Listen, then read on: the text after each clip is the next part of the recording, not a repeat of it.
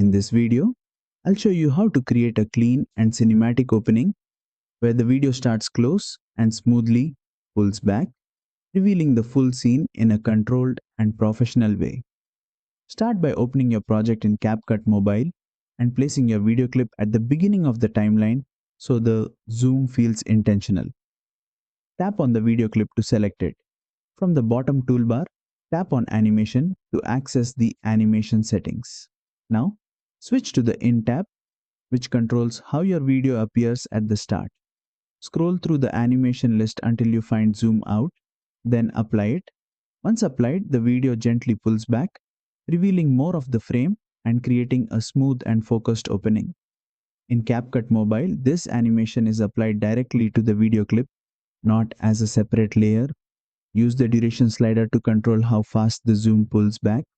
Shorter duration makes the motion quick and direct. Longer duration slows it down, creating a cinematic and elegant reveal. Preview the animation and adjust the timing so the zoom matches the pacing and mood of your video. And that's it. You've successfully added a zoom out reveal animation in CapCut Mobile. If this tutorial helped you, don't forget to like, share and subscribe for more CapCut Mobile animation tutorials.